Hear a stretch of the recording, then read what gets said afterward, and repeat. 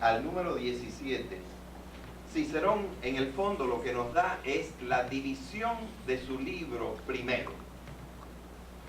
Ya nosotros hemos visto que Cicerón, siguiendo la tradición de Aristóteles y de los estoicos, habla de 4 cualidades que debe tener el hombre, 4 cualidades que debe tener el ser humano. Y esas 4 cualidades que tiene que tener el ser humano son la sabiduría, la magnanimidad, la justicia, tercero la magnanimidad y cuarto la moderación. En los números 13 y 14,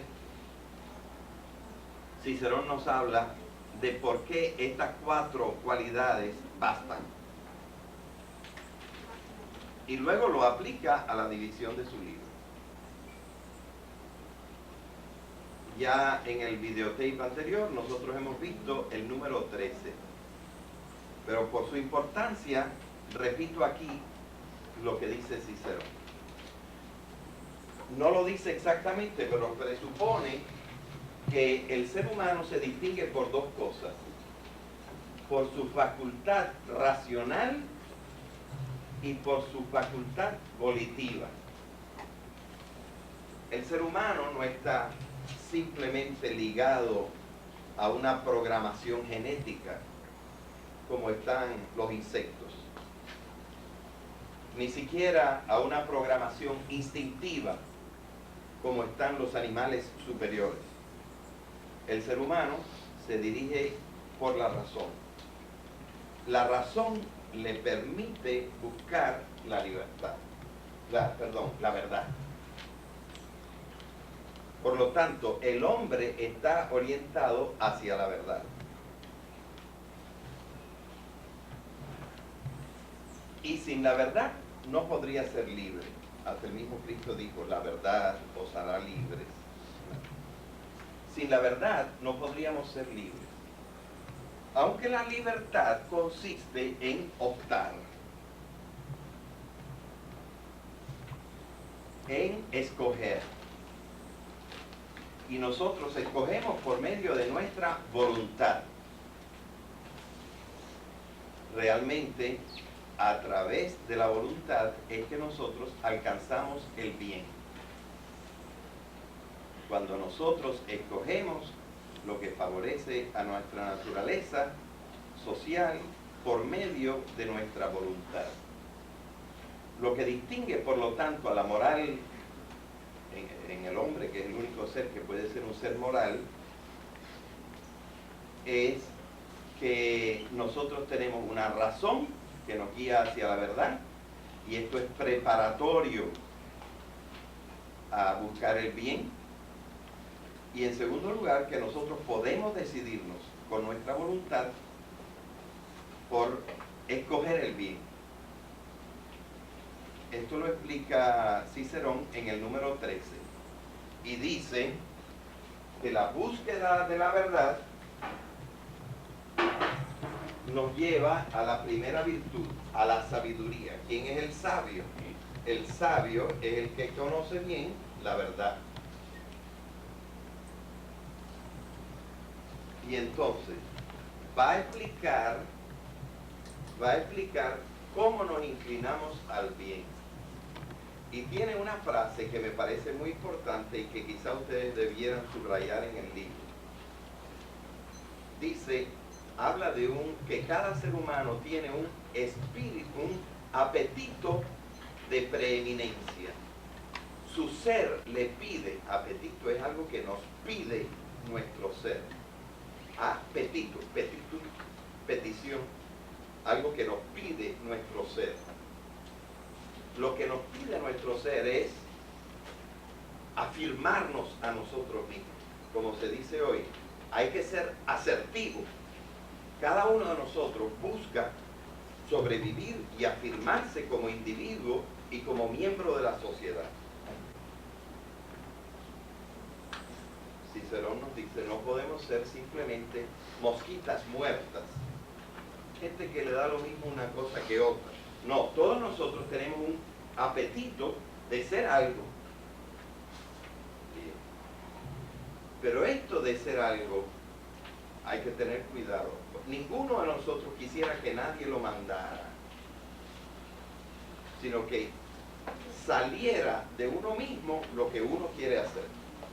Y eso lo vemos desde los niñitos de 2 años, que buscan, no, así, yo quiero hacerlo así. Porque cada uno quiere ser la fuente de su propia acción. Y eso está muy bien. Pero nosotros, para vivir en sociedad, sabemos que tenemos que hacer unas concesiones. Que, por ejemplo, ya nosotros hemos convenido que se guían los carros por la derecha, que se pagan los impuestos el 15 de abril, etc. Hemos dicho, bueno, pues hay algunas normas que nos restringen para fundamentar la justicia. Esas son concesiones que nosotros hacemos al espíritu de preeminencia porque vivimos en sociedad.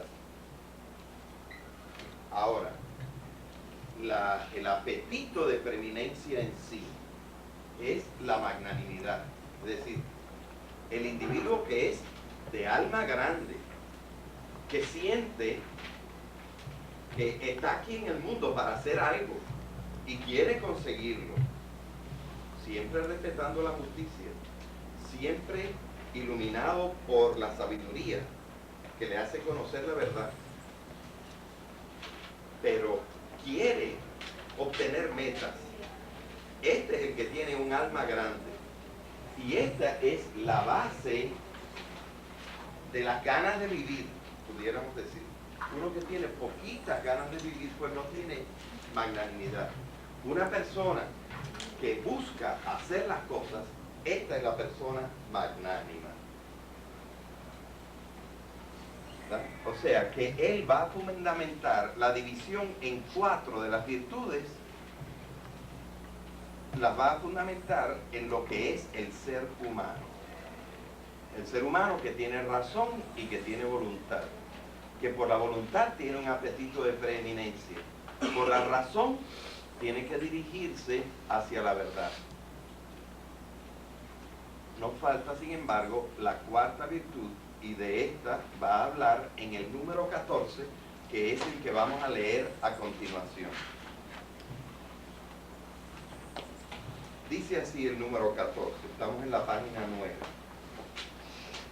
Y no es la menor cualidad de su naturaleza humana y su razón el que este ser viviente, el hombre, sea el único que posee el sentimiento de lo que es el orden, de lo que es lo conveniente, de lo que es la mesura. Mesura es otra palabra para moderación. Mesura viene de medida. Mesura en las obras y las palabras. Así, respecto de los objetos, incluso que percibe la vista, ningún otro ser viviente capta lo que en ellos hay de belleza, gracia y armonía de sus partes. Solo el hombre puede hacerlo.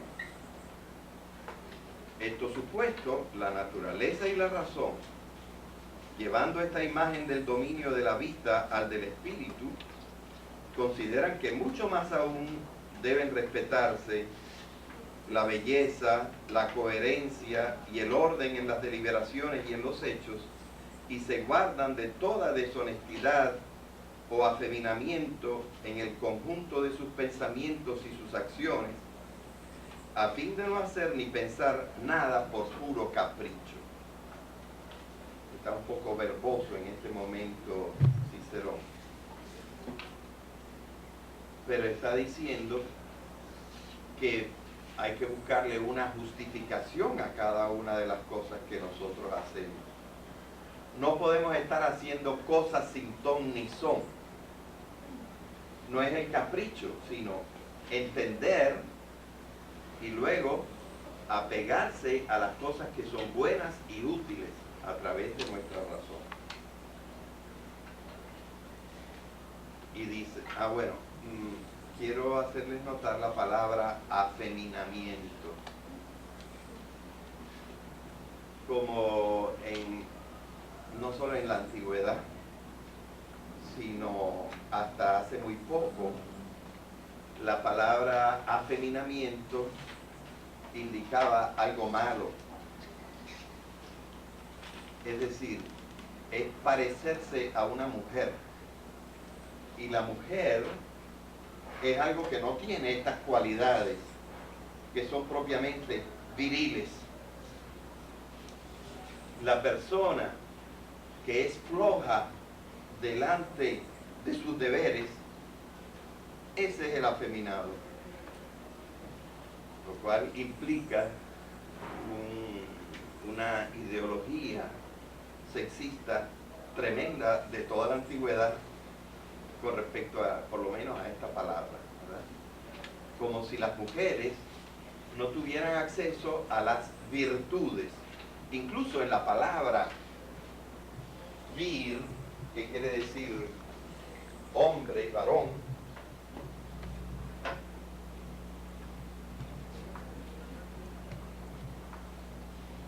vir, esta palabra es la base de la palabra virtud. Virtus es lo propio del varón, mientras que la mujer es mulier. Es decir, de mulier viene muelle, blando, no tiene columna vertebral, algo que realmente hace que uno se sostenga en su manera de ser. La fuerza indica la masculinidad de uno, indica el hecho de que uno sea un verdadero varón. O sea, las palabras evidentemente tienen un origen, en este caso, un origen bastante sexista. Y ese es el sentido de la palabra afeminamiento aquí. Uno no puede seguir el afeminamiento, el debilitamiento, el guabineo. Uno se guarda de toda deshonestidad o afeminamiento en el conjunto de sus acciones. De todas estas cosas se compone y resulta esto que estamos investigando, lo honesto. De estas 4 cosas que hemos hablado, ¿qué cosa es lo honesto? ¿Qué cosa es lo bueno? Pues lo honesto es lo que mira a la verdad, asegura la preeminencia, pero con la salvedad de que uno tiene una consideración y una concesión a los demás que se llama la justicia, que lo que le toca a los otros yo no me lo lleve nada más por mi apetito de preeminencia. Y finalmente, que yo tengo que hacer todas las cosas con moderación. Hasta ahora no está bien explicado lo de la moderación acá. Él tiene otras partes en que vuelve sobre esta materia. En un videotape antiguo que no creo que vaya a rehacer, está algo que es sumamente importante que ustedes comprendan. El videotape se llama La división cuatripartita de las virtudes. Es decir, que las virtudes se dividen en 4 partes. La división cuatripartita de las virtudes. En ese videotape se explica cómo Cicerón justifica que lo honesto es poseer estas 4 virtudes. Lo honesto, lo bueno en sí, es poseer estas 4 virtudes. Bien, así que aquí no lo voy a considerar más ampliamente. Así que de estas 4 cosas se compone lo honesto. y aun cuando nadie lo considerara como algo prestigioso, sería no obstante lo honesto. O sea, las cosas no son buenas porque la gente las considera buenas. Las cosas son buenas en sí.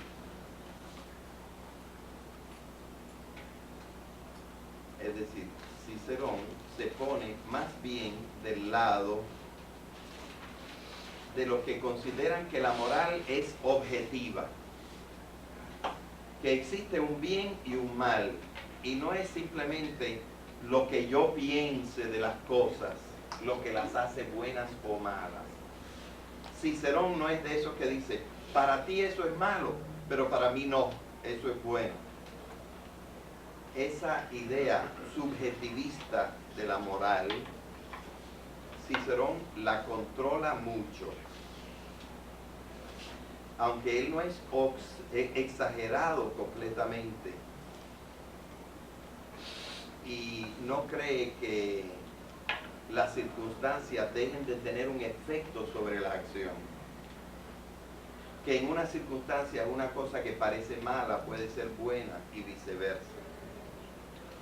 Aunque Cicerón no es extremista en esto, podemos decir que en estas palabras Cicerón está poniéndole un coto al subjetivismo. Eso de, bueno, para unos esta cosa es buena, para otros esta cosa es mala. Cicerón no tiene esa opinión. Y me parece que tiene más razón que los contrarios. Es decir, efectivamente nosotros no podemos pensar que la moralidad sea exclusivamente un producto de lo que yo me imagino, de lo que yo creo, sino que tiene un fundamento en la realidad, que definitivamente hay unas cosas que son buenas y otras cosas que son malas. Y aunque estemos divididos en nuestras opiniones, hay que buscar si son buenas o si son malas. Cicerón se separa de un subjetivismo, por lo menos de un subjetivismo radical. Así que, aun cuando nadie lo considerara como algo prestigioso, sería no obstante lo honesto, de lo cual hemos dicho con toda verdad que, aun cuando nadie lo alabara, sería digno de alabanza por su propia naturaleza, por la naturaleza de la acción, y no por lo que alguien considere de la naturaleza de la acción, sino por la naturaleza de la acción es que una cosa es buena o una cosa es mala. Esto es lo que dice Cicerón en el número 14. Ya ha terminado la explicación de las 4 partes en que va a estar dividido su libro primero. Por eso puede interrumpir un momento y dirigirse otra vez a su hijo Marco. Y dice en el número 15, ¿ves así, hijo mío Marco, el aspecto exterior y como si dijéramos el rostro mismo de lo honesto? Ya Samaranch se olvidó de la palabra belleza y lo está llamando por su nombre, por las honestas de que habla Cicerón y que nosotros hemos traducido como el bien en sí mismo. Estás viendo el rostro mismo de lo honesto, lo cual, si se hiciera visible a los ojos, despertaría, como dice Platón, entrañables sentimientos de amor a la sabiduría. Es decir, el que viera esto bien claramente tendría una gran emoción de belleza, una gran emoción de movimiento hacia el bien. Se vería inundado de ser la persona que viera qué es lo honesto. Ahora bien, todo lo que es honesto procede de una de estas 4 partes o aspectos de la honestidad. ¿Ya ven? nos está diciendo todo lo honesto, todo lo que corresponde a la belleza, todo lo que corresponde a lo bueno en sí, se compone de una de estas cuatro aspectos que he estado mencionando: la sabiduría, la justicia, la magnanimidad y la moderación. En efecto, o consiste en el sutil discernimiento de lo verdadero, esa sería ¿cuál? La sabiduría, ¿verdad? O en la salvaguarda de la sociedad de los hombres, esa sería la justicia, concediendo a cada uno lo suyo y siendo fieles a los compromisos contraídos. Eso es la justicia. O si no, en la grandeza y la resiedumbre de un espíritu excelso e invencible. O, finalmente, en el orden y mesura en todo cuanto se hace y se dice, en lo cual consiste en la moderación y la templanza. Otros nombres de este orden y mesura es moderación y templanza. Todo lo honesto está en estas cuatro virtudes. Y aunque estos cuatro aspectos están enlazados entre sí y se implican mutuamente, sin embargo, de cada uno de ellos procede una determinada clase de deberes. Así, en el aspecto primeramente mencionado, en el cual colocamos la sabiduría y la prudencia, ya metió la prudencia aquí. Porque la sabiduría es puramente intelectual o racional. Y la prudencia ya es volitiva. Porque la prudencia, ¿qué cosa es? La prudencia es querer hacerle caso a su razón, que le dice que las cosas son así. Querer adecuar su acción a lo que conoce de la situación, de la verdad de la situación. Así que podemos decir que la primera virtud tiene como dos aspectos. Un aspecto intelectual, que es la sabiduría, y un aspecto volitivo, que es la prudencia.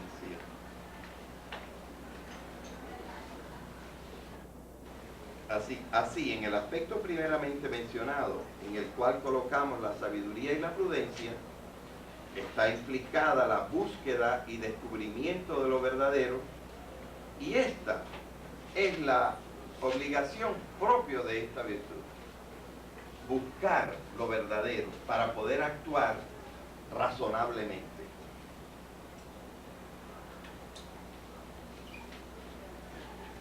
Bien, todavía en el número 16 nos va a dar los ejemplos de las otras virtudes.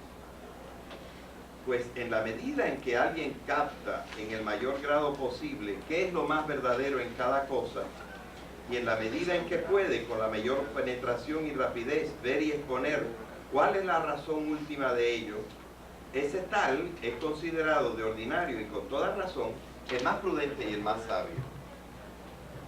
Solamente el que conoce las cosas puede actuar moralmente. De ahí parte que nosotros tengamos una obligación de estudiar, una obligación de conocer las cosas, porque la persona que ignora las cosas no puede actuar de acuerdo a cómo son las cosas.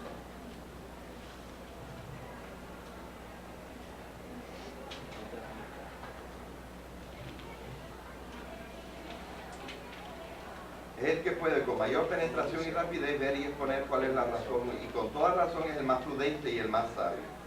Por eso la verdad está sometida a ese hombre como la materia propia de su estudio y su especialidad. Respecto de las otras tres virtudes, se han establecido obligaciones destinadas a garantizar y preservar las condiciones de la vida activa. a saber, por la justicia, que se mantengan los vínculos sociales entre los hombres,